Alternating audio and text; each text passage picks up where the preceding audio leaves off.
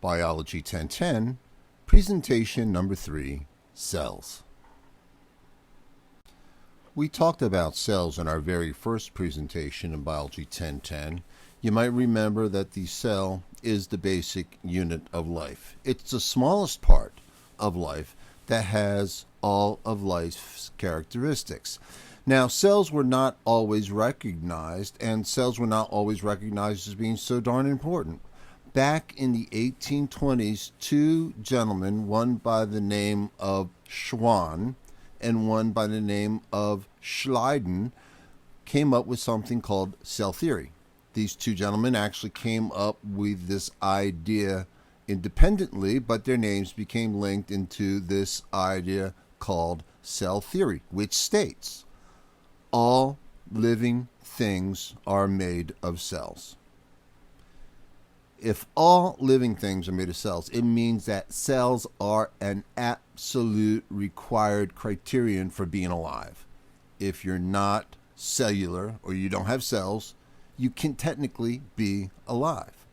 Cells come in two different types, prokaryotic cells and eukaryotic cells. We'll mention these in a little bit. And each cell has its own genetic identity. It contains genes, and those genes code for proteins, and those proteins determine what the cell's going to look like, how the cell's going to function, and how it's going to behave. And if that cell belongs to a multicellular organism, well, those genes confer the same properties on the organism. The genes determine what the organism's going to look like, how it's going to function, and how it's going to behave.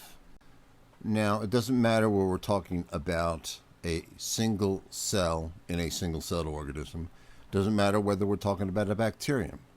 Doesn't matter whether we're talking about an individual liver cell or a pancreas cell or a brain cell in you and me. Cells have an identity. And if you want to break down the identity into its major components, each cell has a structural identity that has to do with the space it actually occupies in the organism. Each cell has a functional identity. What role does it play in the organism? And each cell has a physiological identity. What sorts of biochemical things go on inside of that cell? Number one, to keep it alive, and number two, to contribute to that functional identity we just mentioned. Well, the fact of the matter is each of these 3 bullet points on this slide have everything to do with the genes that are found in that cell. Now, you'll remember that any cell in our body or any cell in any organism contains a complete library of genes for that organism. Well, now it's really important to understand that some of those genes are going to be turned on and some of them are going to be turned off. I mean, why would I have the genes for a neuron or a brain cell turned on in a liver cell? Likewise, why would I have the genes for a liver cell turned on in a brain cell? So the fact of the matter is sometimes these genes are turned on and sometimes these genes are turned off, and which ones are on and which ones are off generally has everything to do with the cell's structural identity, its functional identity, and its physiological identity.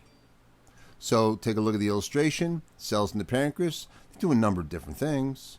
Some of the cells in the pancreas make insulin, and those cells contain all of the genes that you need for any given cell in your body, but only those genes that are critical to the function of those cells in the pancreas are turned on. And so therefore, the cells in the pancreas have their structural identity, their functional identity, and physiological identity all contributing to the production of this stuff called insulin that helps us to regulate blood sugar levels. All cells, and it doesn't matter whether they're prokaryotic cells like bacteria or plant cells or animal cells, all cells have 4 structures in common. Every single cell on the face of the planet has a cell membrane, and that cell membrane is a structure that is a boundary. It's actually a barrier between the outside of the cell and the inside of the cell.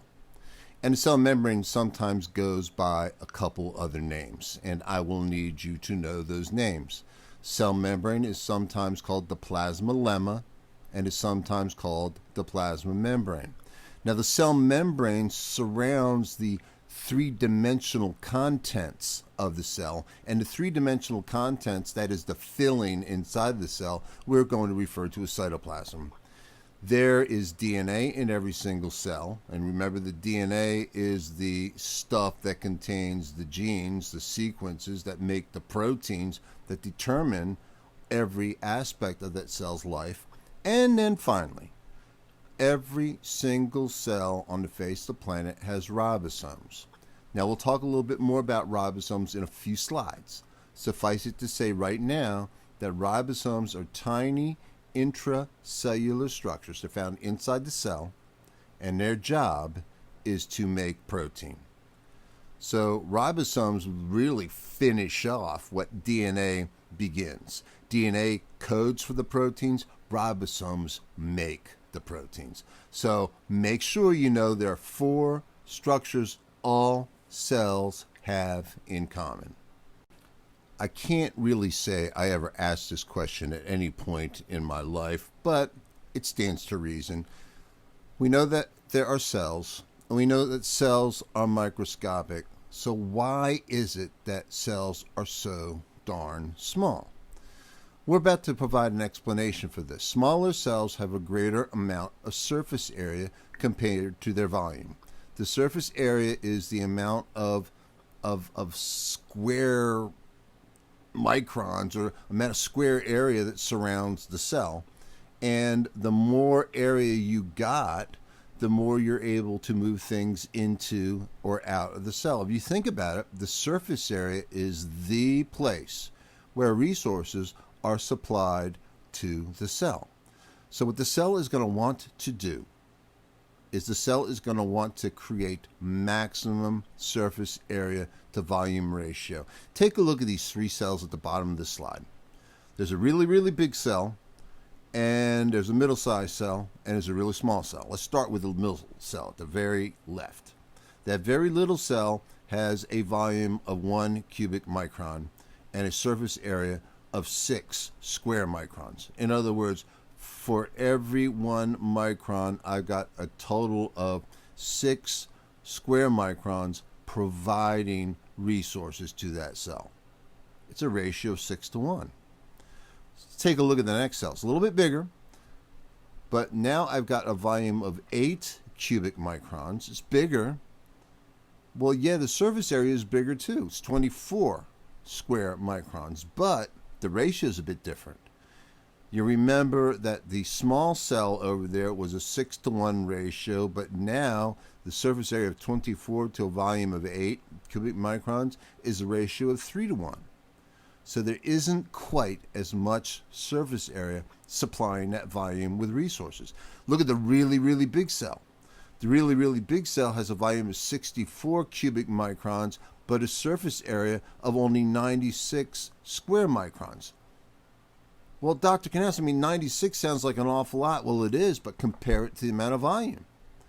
The ratio in that big cell is less than 2 to 1, which means that cell has a tough row to hoe in terms of providing itself with the necessary resources. So the bigger you get, the actual less relative amount of surface area you got. And so therefore, cells are better off if they're smaller. They're bigger, they're not so better off. We'll take a look at this a little bit more on our next slide. So it looks like I already gave this slide away. Why are cells so small? Well, I went through the logic on the previous slide, but here's a little bit more about that same logic. Surface area of the cell represents the supply of resources to that cell. Whatever comes into that cell comes through the surface area. The volume represents the demand for those resources. The bigger the cell, the more the volume, the greater the demand. So obviously there's going to be this balancing act.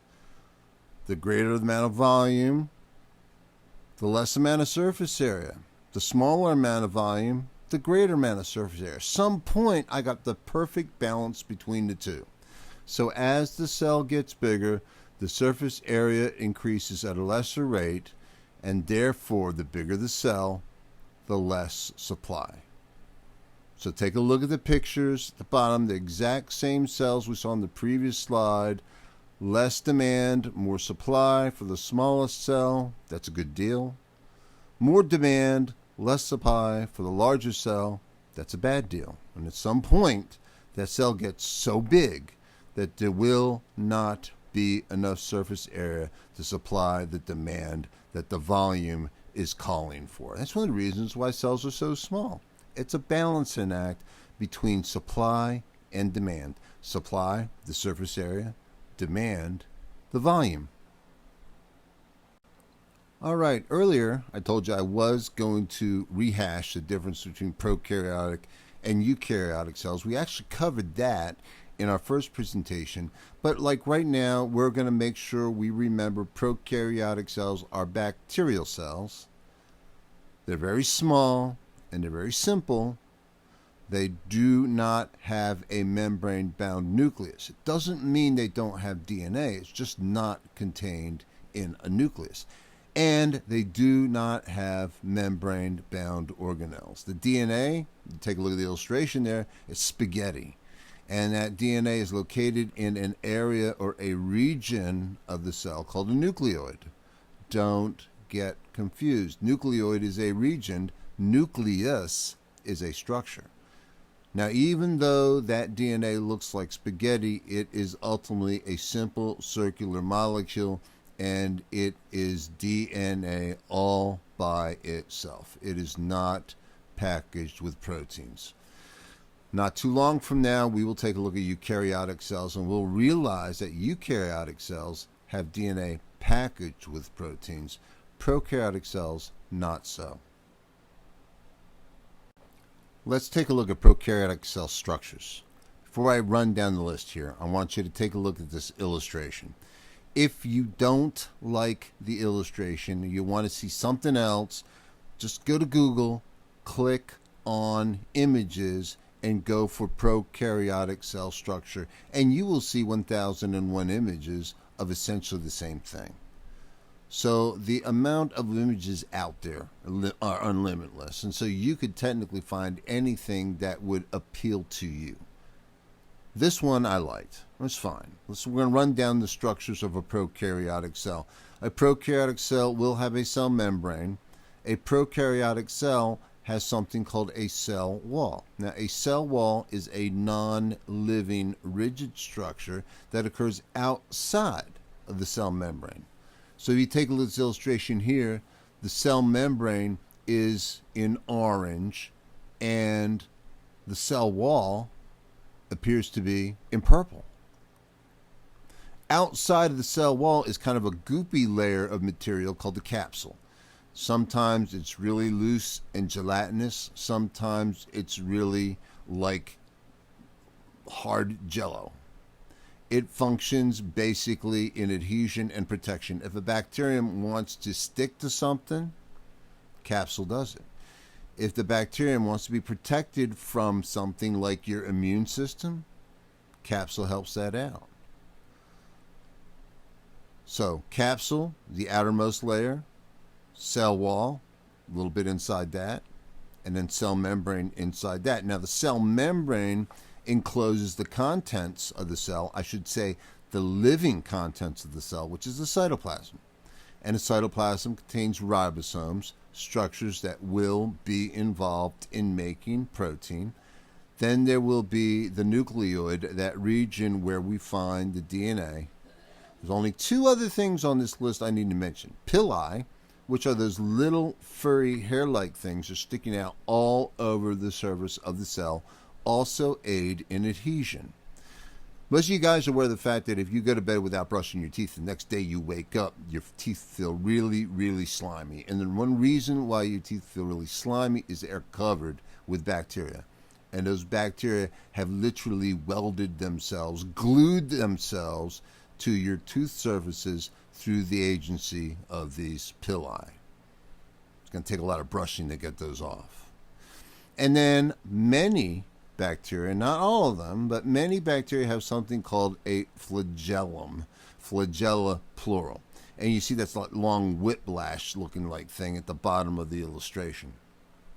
Now, most of us think of flagella as whip-like structures that whip around, beat, and propel the cell. And in fact, the flagellum in a bacterium does propel the cell, but there's a huge difference. Whereas in the eukaryotes, the flagellum is this flexible whip-like structure. In the prokaryotes, even though it looks like a whip, the darn thing is rigid. It's made of protein. It does not whip around. It does not beat. What it does is it rotates. You can imagine where that flagellum meets the cell is a teeny tiny little protein that functions like a motor. And when you apply energy to that motor, it causes the flagellum to rotate. And as it rotates, it will either propel or pull the cell through what it's living in. It's kind of like a corkscrew. So make sure you know the structures of prokaryotic cells. Now, in contrast to prokaryotic cells, eukaryotic cells are downright big, huge, complicated, sophisticated. As a matter of fact, you take a look at this image here.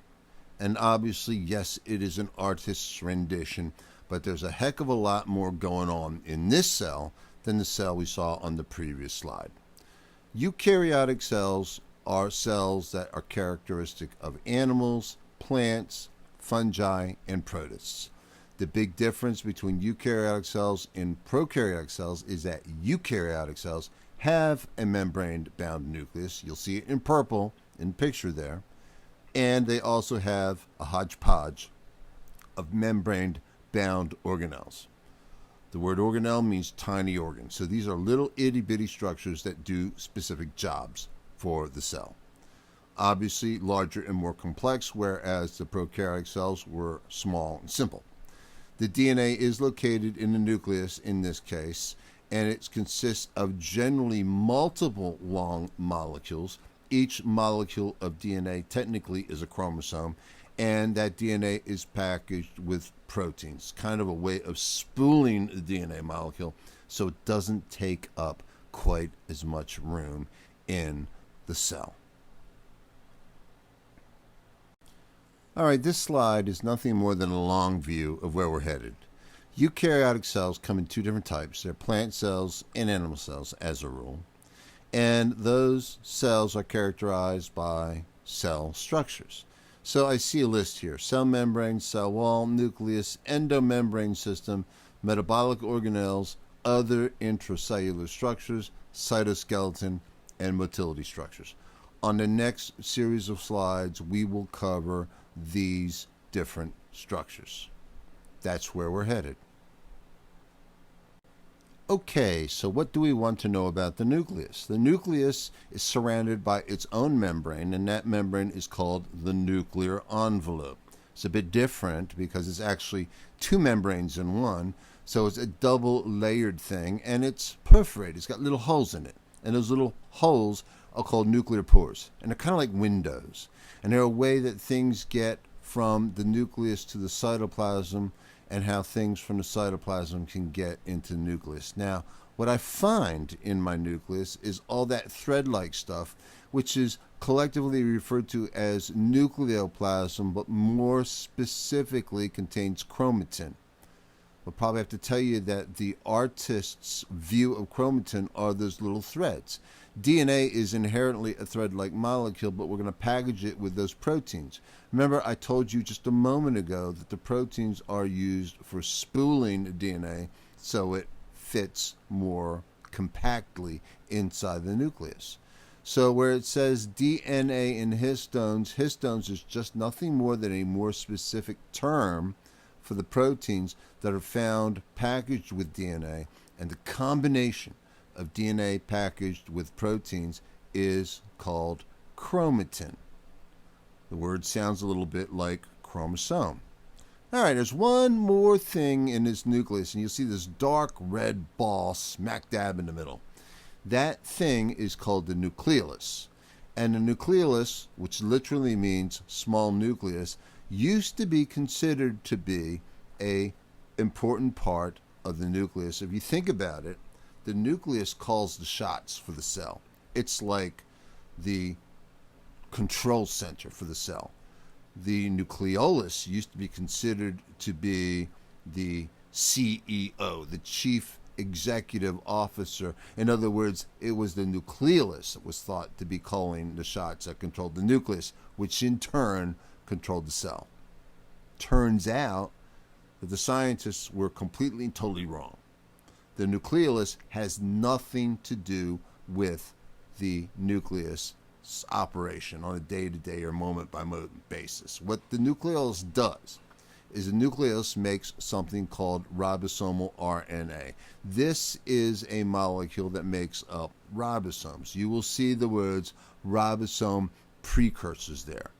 Ribosomes, I said once upon a time, are structures that function in making protein. Those ribosomes get built in the nucleolus, and they are ultimately exported to the cytoplasm. So the nucleolus functions in making ribosomes. It has nothing to do with the control of the cell at large. All eukaryotic cells have something called an endomembrane system.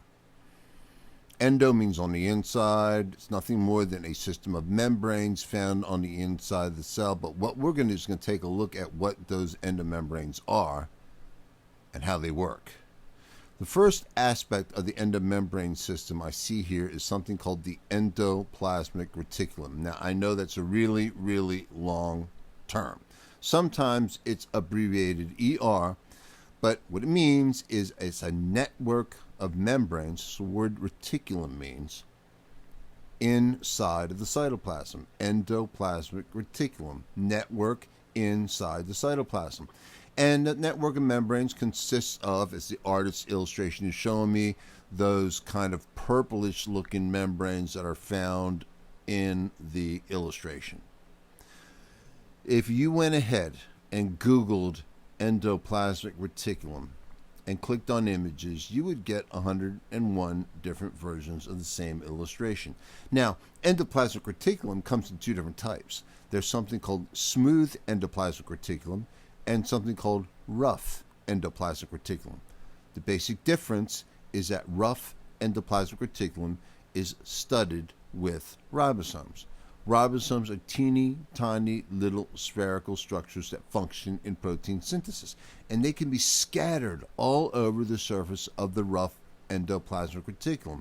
If those ribosomes aren't there, the endoplasmic reticulum at that point is called smooth endoplasmic reticulum, and it functions primarily in metabolism.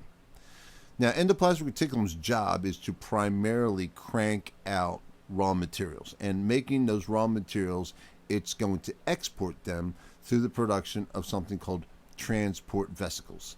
Looking at the illustration, you'll see teeny tiny little purple bubbles being pinched off of the endoplasmic reticulum, and those little teeny tiny little purple bubbles are heading their way to that blue membranous structure. Transport vesicles are like little delivery trucks, and they're delivering raw materials. So where are they going? They're going to the second part of the endomembrane system that we're going to refer to as the Golgi, sometimes called the Golgi apparatus. It's that stack of membranes that you see in blue. Sometimes looks kind of like a stack of pancakes. Its job is to receive those transport vesicles. Remember, the transport vesicles contain raw materials, but then what it's going to do is going to take those raw materials and assemble them into some kind of product.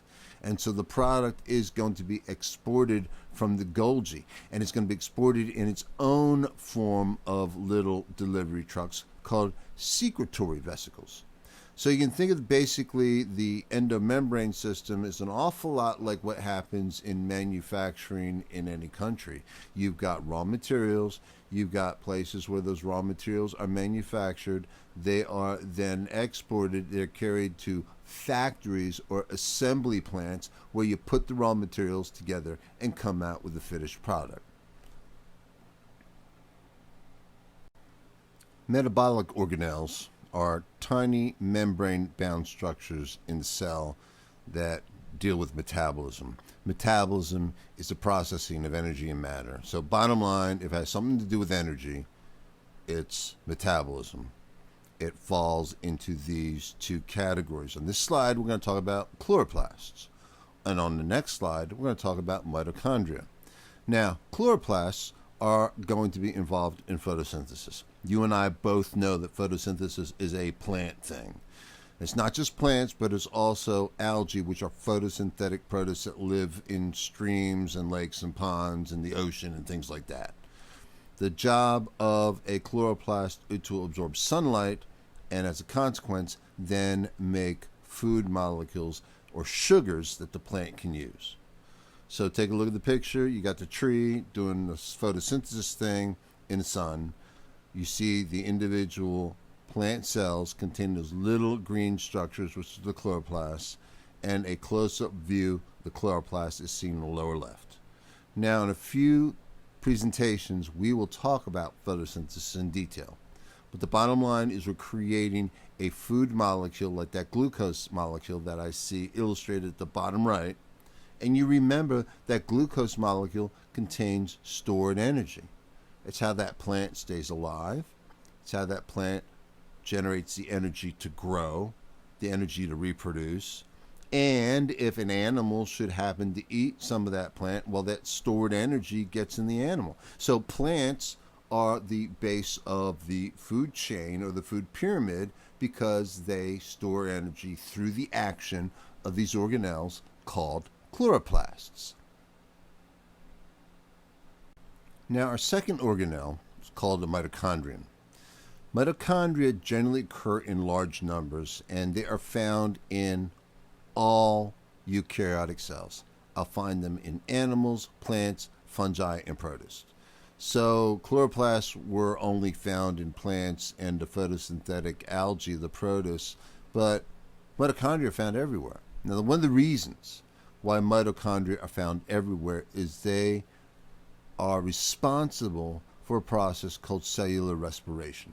Cellular respiration is a process through which you can break food molecules. And when you break a food molecule apart, and look at the very bottom of the slide, you'll see the glucose molecule there. When you break that food molecule apart, you will liberate energized electrons, and those energized electrons can be used to generate ATP. And ATP is cellular fuel. It's the stuff that we use to keep the cell alive. It's the stuff we use to move things, to make things, to break things, to transform things. Every aspect of a cell's life has got to be paid for somehow, and that energy is the form of this stuff called ATP. And it's one of the reasons why you find mitochondria in all cells, because it doesn't matter whether you're an animal cell, it doesn't matter whether you're a plant cell, it doesn't matter whether you're a cell in a mushroom, a fungus, or a single cell in a pond somewhere. You still need some source of energy, and your source of energy is going to be those food molecules. You got to break those things down, and once you break those food molecules down, you get this stuff called ATP, at which point you can fund all of those energy requiring processes that you need to keep you alive. Our next slide deals with something called the cytoskeleton. Cytoskeleton literally means skeleton of the cell, and it's sort of like our own skeleton. You know that our own skeleton provides us with shape and structure, and the same is true to a certain extent for cells. If you take a look at the photograph, the right-hand side, you will see a couple of cells there, and the little filaments in green are components of the cytoskeleton. And you'll see an artist's illustration immediately below that, kind of cutaway view of the cell, and you see a bunch of weird looking straw colored things. You see some hollow rods, you see some solid rods. Those are all components of the cytoskeleton. So function, cytoskeleton functions in cell structure and shape. But you notice I've got the word non-static there. The word static would imply not moving. Our bones in our skeleton are static. They are located in specific places and they never move. They're always there. A rib will always be where a rib is supposed to be. Your upper arm bone, the humerus, will always be where it's supposed to be. Now, in these cells, these cytoskeletal elements, we'll call them, are constantly moving. And therefore, the cytoskeleton is a non-static or completely flexible or completely movable system of these elements. Their job is to anchor organelles and some functional molecules. If I have some enzyme that does a job for me, I might want that enzyme to be located in a specific place. If I see a mitochondria as illustrated there in the artist's picture, the bottom right, it's going to stay located where it is because it's anchored in place by those cytoskeletal elements. But we're going to find out in a little bit that some aspects of a cell's motility, that is how it moves on the inside and how it moves on the outside, has something to do with the cytoskeleton as well. Here's what we need to know about the cytoskeleton. It's ultimately composed of three different types of components. Microtubules are hollow rods. They are the largest of the cytoskeletal elements. Microfilaments are solid rods. They are the smallest. The microtubules illustrated in blue towards the top of the artist's illustration. The microfilaments are illustrated in brown at the bottom of the illustration. And in between, we've got these weird things that are called intermediate filaments. And intermediate filaments are somewhat variable in terms of their structure, and they do occur somewhere in between microtubules and microfilaments in terms of size. Now, here's our last slide concerning cell structure. We're talking about motility structures. Motility structures are structures that provide for movement of the cell. Now, in this term, we're going to talk about how the cell actually gets moved from point A to point B, or in some cases, how the cell might move something else. So, function of motility structures. To move the cell, you'll see the silhouette of a sperm cell, and the flagellum beating drives that cell in an arrow direction. And then over on the right, you will see a picture of what looks like a lot of hairs, and that's a close-up view of a cell found in your sinuses. Cells in your sinuses are covered with these teeny tiny little hairs that beat. Now, the cell in your sinus is not going anywhere. It is anchored. It's not moving. But as those little hairs beat, they will be moving the stuff that you and I know as mucus.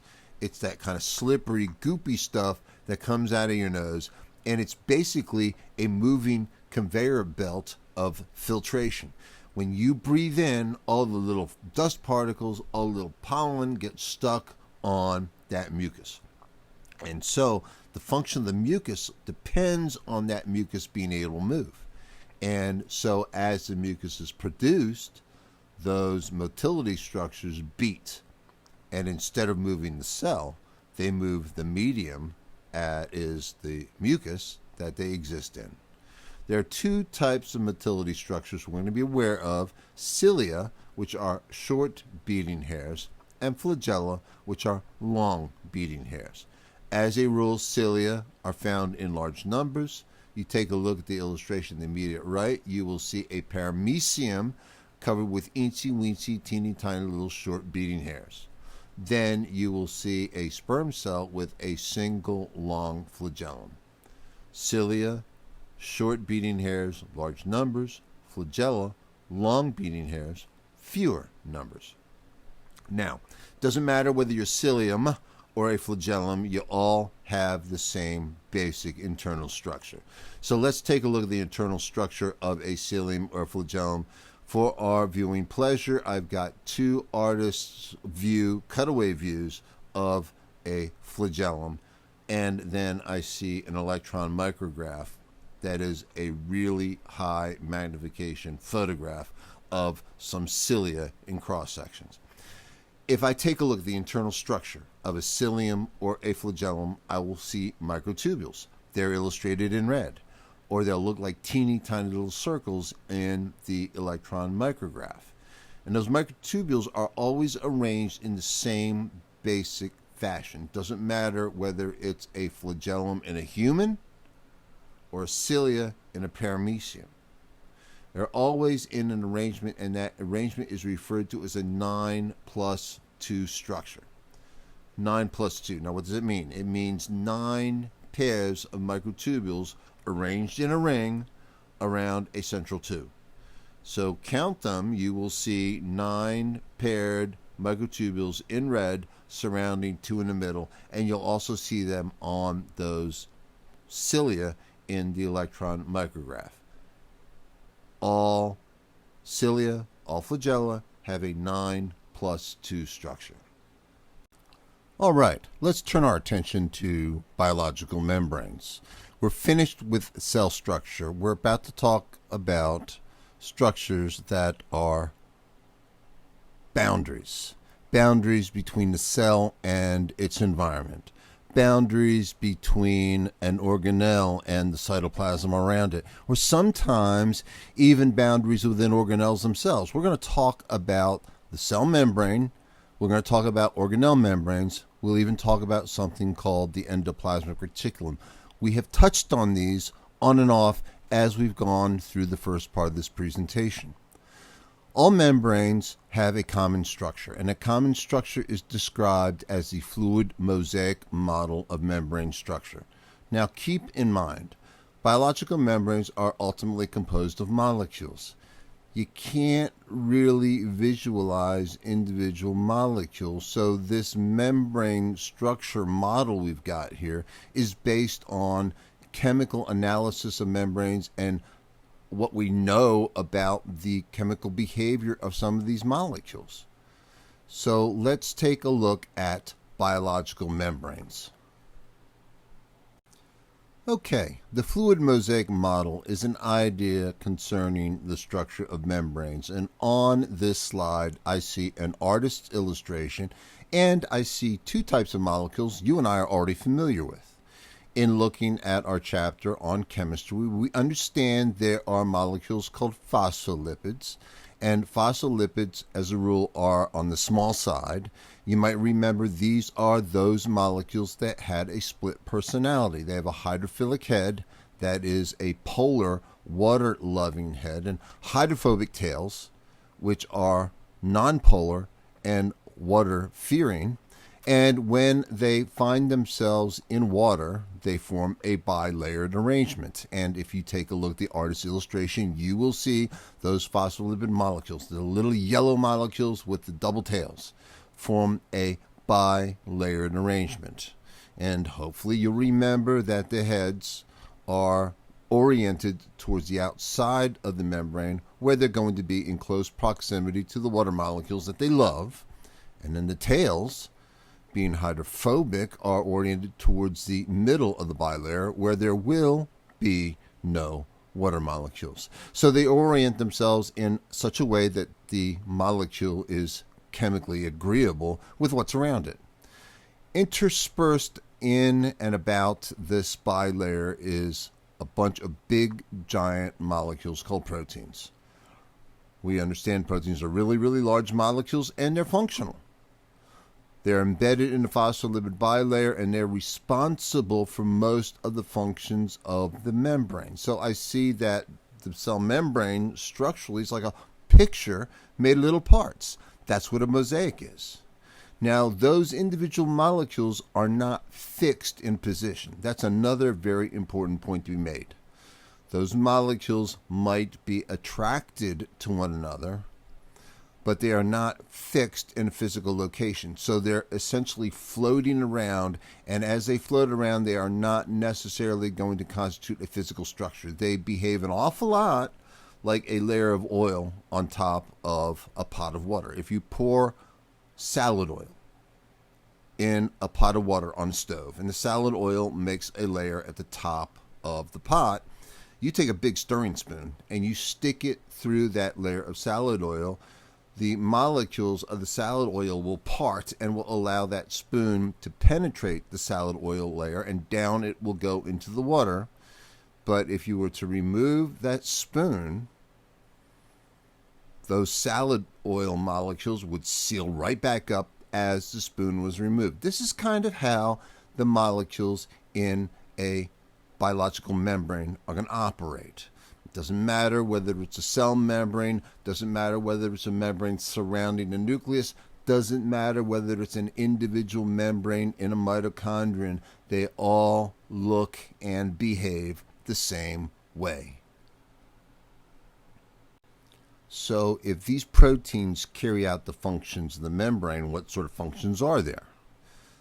Functions fall into 5 different categories. There's transport, what we might refer to as transmembrane transport, which is largely going to involve moving molecules across membrane structure. And in that case, we might use proteins to help the movement of those molecules. On the right-hand side, you will see an illustration of a large purple protein located in the structure of the membrane. You will see that protein seems to change shape to afford the movement of those yellow molecules from one side of the membrane to another. Now, the fact of the matter is these transport proteins located in the membrane have 2 different types. There are channel proteins, which are proteins that will have a permanent channel in them to afford the movement of molecules from one side of the membrane to the other.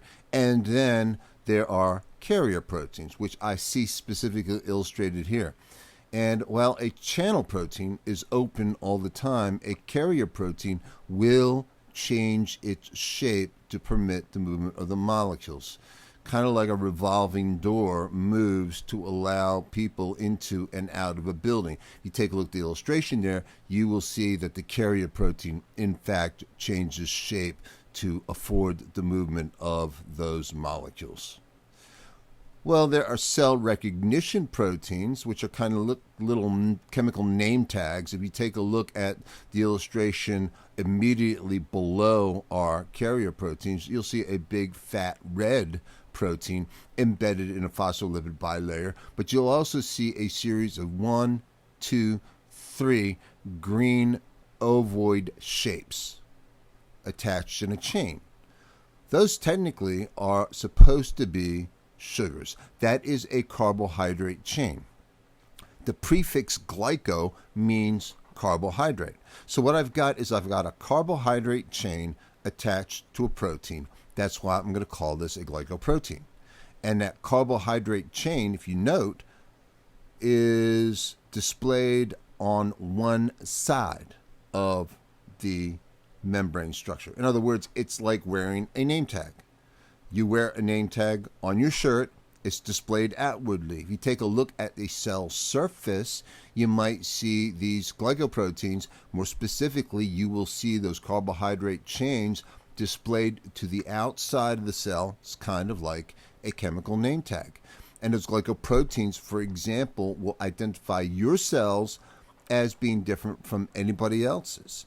And when you get a bacterial infection, for example, and that bacterium gets into your body system, your immune system or your body defense system recognizes that as being foreign because that bacterium does not have the same glycoproteins or the chemical name tags that your cells have. Proteins in a membrane can be responsible for triggering chemical reactions. Proteins that cause chemical reactions to take place are collectively called enzymes. An enzyme initiates and accelerates chemical reaction. To the right of our illustration of the glycoprotein, you will see a series of green proteins embedded in a cell membrane. They've got different shapes, but I'd like you to understand that each of those lumpy green proteins in that membrane have a job to do. Those are enzymes, and those enzymes are embedded and located in the membrane, and their job is to get things to happen. Now, what they do is ultimately help the cell to stay alive or help the cell to metabolize. It's a very, very critical thing that we have these molecules called enzymes, and those enzymes are oftentimes going to be anchored in membranes. Signal receptors. Signal receptors are proteins that are going to be found specifically in cell membranes, and their job are to pick up chemical signals coming from other places in the body. You and I have heard of hormones. Hormones are chemical messengers. They are molecules that are produced by various glands in our body, and they take a trip through our blood circulatory system. Those hormones' job are to travel to certain cells in our body and deliver a message. And the signal receptors are technically proteins found in those target tissue cells, and their job is to specifically bind those hormone molecules. So looking at the illustration there, I see a purple target tissue cell. I see yellow hormone molecules that are my signal molecules. They are communicating a chemical message, and I see a Y-shaped protein embedded in the cell membrane, and its job is to bind and hang on to those signal molecules. And then you see a series of arrows indicating to you and to me that that message is being communicated to the inside of the cell, therefore resulting in some kind of action. Finally, membrane proteins are going to function as attachment points to the cytoskeleton. Now, you'll remember the cytoskeleton is this kind of a three-dimensional scaffolding that gives the cell its shape. And we understand it's not necessarily static, but at the same time, there's going to have to be places where the membrane will need to be attached or welded to the underlying cytoskeleton. So my illustration, the bottom right, you will see a membrane protein in blue. You will see cytoskeletal elements attached to that membrane protein. It's kind of like when you put up a camping tent, and the camping tent needs to be attached to the frame. It might be a series of snaps or ties where the tent itself attaches to the poles. It's kind of the basic idea. So be sure you are aware of these 5 different categories of membrane functions provided by proteins. An important aspect of membrane function is transmembrane transport. How do I move molecules from one side of the membrane to another? Sometimes that means moving molecules into a cell, out of a cell, into an organelle, outside of an organelle, or even moving molecules across the endoplasmic reticulum. To understand what transmembrane transport is all about, we need to first take a look at the characteristics of molecules in solution. You see, you're thinking about a membrane in a cell. We're talking about molecules that are dissolved in water. And molecules that are dissolved in water are molecules in solution, and they have a certain behavior. And that behavior is going to influence their ability to move across the membrane. So first of all, let's take a look at molecular movement. All molecules demonstrate what is referred to as random kinetic movement. All molecules move. If you got molecules dissolved in water, they are going to move, but they're not going to move in any one direction. So I notice that my arrows indicate my little red balls here are moving in every which way. That's random kinetic movement. Now, random kinetic movement does not become so random if you have what's called a concentration gradient. So what's a concentration gradient? A concentration gradient is a concentration difference. I've got a high concentration on one end and a low concentration on another. If you take a look at the illustration, the bottom right of the slide, you will see an illustration labeled concentration gradient.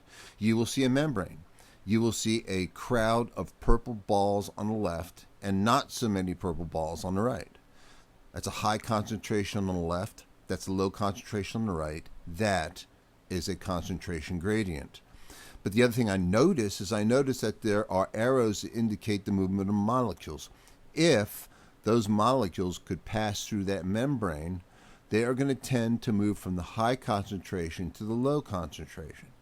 There's always a possibility that one of those molecules is going to move in the opposite direction, but by and large, a concentration gradient will see the movement of molecules from a high concentration to a lower concentration.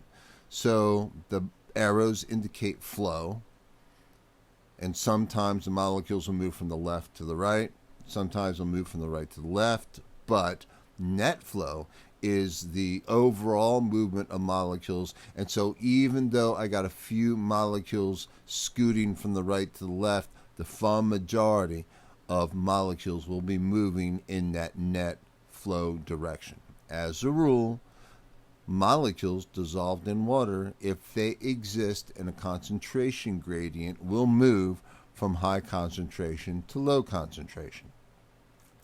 Now, having said that, we are going to take a look at the different ways we can move these molecules across the membrane.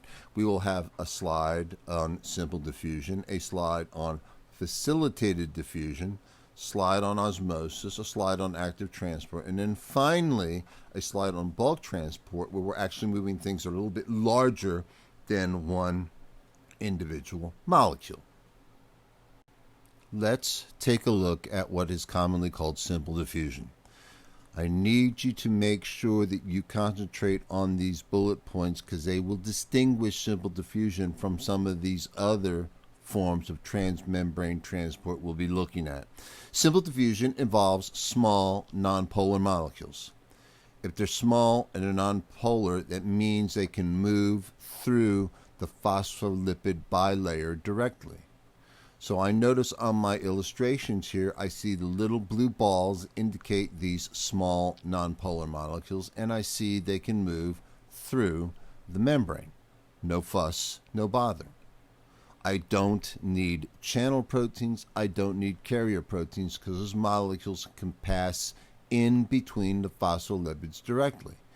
And I notice the molecules in this case tend to move with a concentration gradient. So as long as I got the concentration difference, high concentration above the membrane, low concentration below, I see that the net direction of movement will be from the high concentration to the low concentration. Now, when this happens, there is actually no energy required, because you remember these molecules are moving around all by themselves. It's called random kinetic movement. As they move randomly, they'll be bumping into each other. As they bump into each other, they will eventually distribute themselves evenly on either side of the membrane. So the result is what we call a dynamic equilibrium.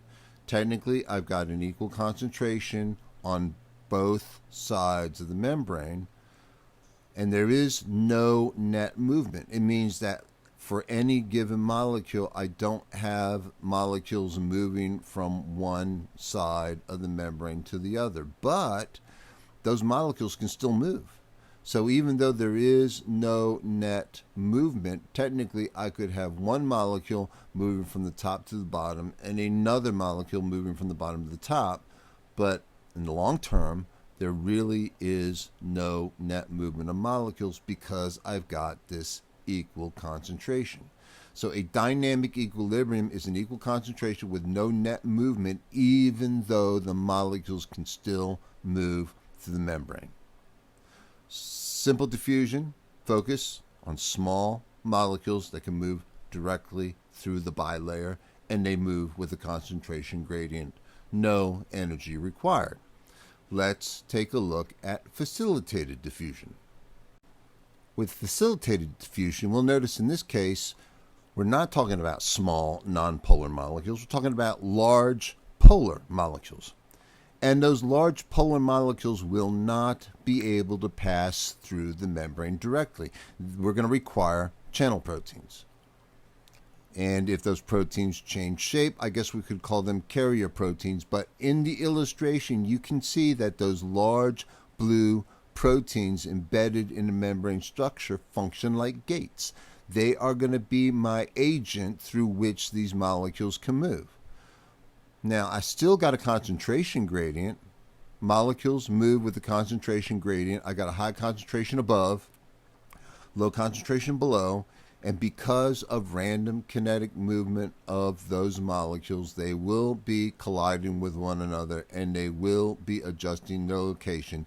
They'll just be moving through the channel proteins instead of between the phospholipids.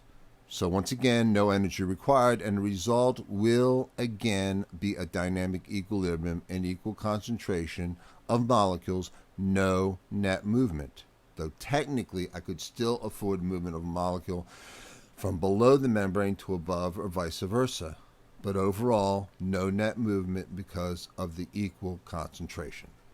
So with facilitated diffusion, remember, large molecules require channel proteins. The molecules will still move with a concentration gradient. There still will be no energy required. Now, comment here. The word facilitated means to help. If you facilitate someone, you help them. In facilitated diffusion, what we're doing is we're helping these molecules move from one side of the membrane to the other, and it's those channel proteins that are doing us the favor. So in this case, channel proteins are facilitating the movement of those molecules. That's where the name comes from. Okay, well, if molecules dissolved in water can move, then I guess we could probably assume that water molecules can move as well. When water molecules move across a membrane, that is referred to as osmosis. And we'll just have to remember that these water molecules are going to be associated with other molecules that might be dissolved in that water. So if you take a look at the illustrations on this particular slide, you'll see our water molecules are illustrated in blue, but we also have some other dissolved molecules illustrated in red. If we take a look at the illustrations, we will understand it's the blue molecules that are moving. So if the blue molecules are water molecules and they are moving across a membrane, in this case it's the dotted line, that's indicating to me something called osmosis. Alright, so let's take a look at the illustration. The illustration on the left shows me a container with a membrane smack dab down the middle. On the left hand side of the membrane, which is the dotted line, I see a mixture of water molecules and big red round molecules that are dissolved. Now those big red round molecules cannot pass through the membrane, but the water molecules can. So I've got a high concentration on the left. That's a high concentration of the red molecules. I've got a low concentration of red molecules on the right. But now let's take a look at the water molecules.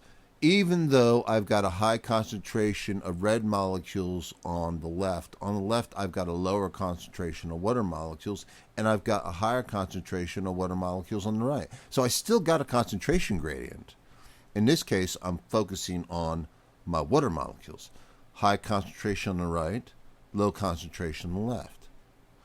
Follow the big arrow that's labeled there, osmosis. What happens after a period of time? Well, after a period of time, the water molecules are going to tend to move from the higher concentration to the lower concentration. Now, all of a sudden, in my illustration on the right, I see the water levels change. I see the water level drops on the right-hand side, and the water level increases on the left-hand side.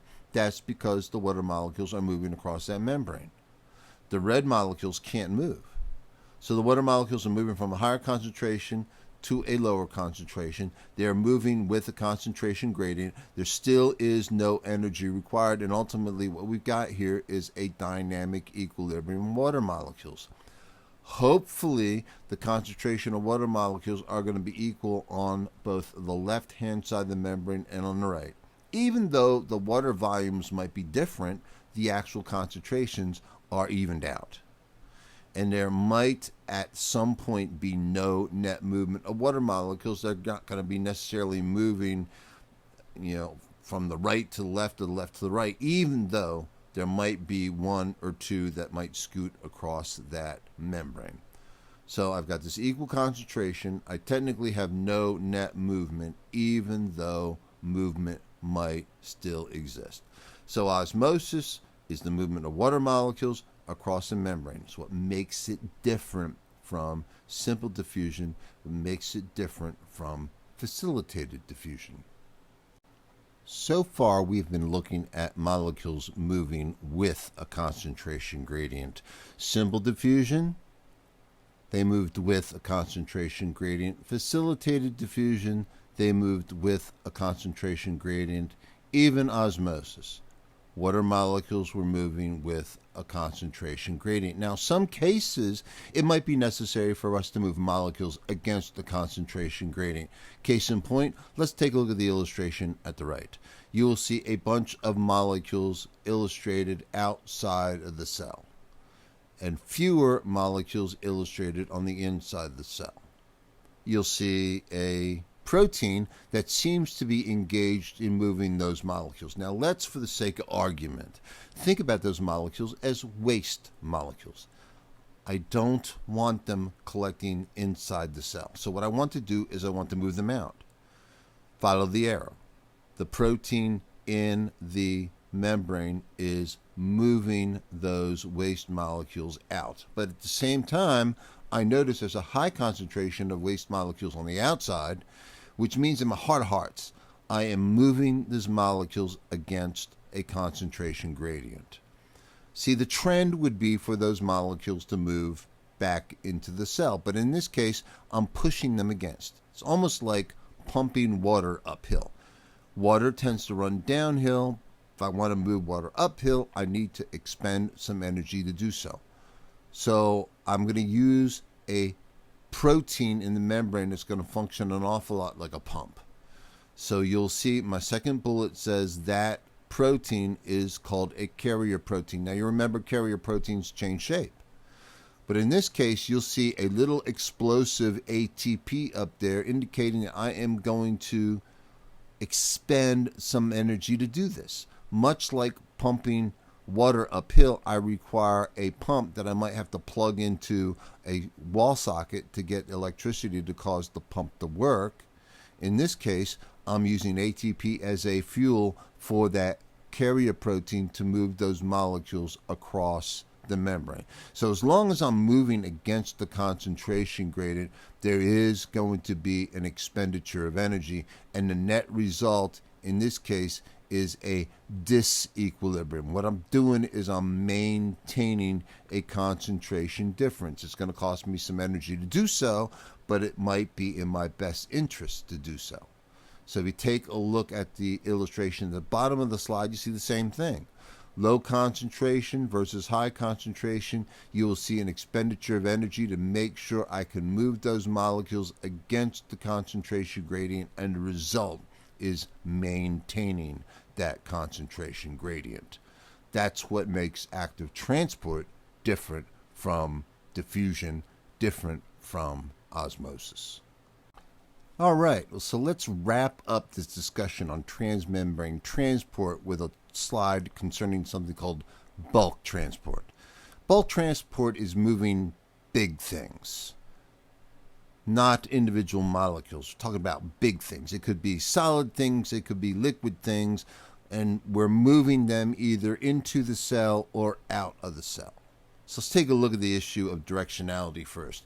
You will see two terms here on this slide. One is endocytosis, the other is exocytosis. Endocytosis is moving something into the cell, exocytosis is moving something out of the cell, and you'll see an illustration on the right-hand side showing you that fact. Endocytosis is taking something from the outside and incorporating it into the cell, whereas you're moving something from the inside to the outside in the process of exocytosis is almost the exact opposite. So endocytosis is moving something in, exocytosis is moving something out. Now what I want to do now is focus on two specific types of endocytosis. One is called phagocytosis and the second is called pinocytosis, and these are going to be illustrated at the bottom. In phagocytosis, it literally means cell swallowing. Phago means to swallow. Cytosis means the cell. So we're talking about cell swallowing. We're engulfing a large solid item. So if you take a look at the artist's illustration bottom left, you will see a large solid item being incorporated into a vesicle, which is basically a membrane surrounded container which contains that particular item. Could be some food, and so if that food is brought in, it's incorporated into this structure. In this case, it's called a food vacuole, at which point I could then digest it. Now, in some cases, a cell might not be so interested in bringing in something large and solid, but it might want to bring in a large volume of extracellular fluid. In that case, we're going to do something called pinocytosis. Pino means to drink, so pinocytosis means cell drinking. And on the lower series of illustrations on the right-hand side, you will see a bunch of molecules dissolved in the extracellular fluid. You will see a membrane bubble being formed, and you will see a large volume of that extracellular fluid being brought into the cell. So whether you're bringing in solid particles or you're bringing in volumes of extracellular fluid, that process is called endocytosis. If you want to make something inside the cell and export it to the outside of the cell, and sometimes it's called secretion. As a matter of fact, you'll see the word secretory vesicle, and you might remember we talked about that in the context of the endomembrane system. Exocytosis is a process of secreting things to the outside of the cell.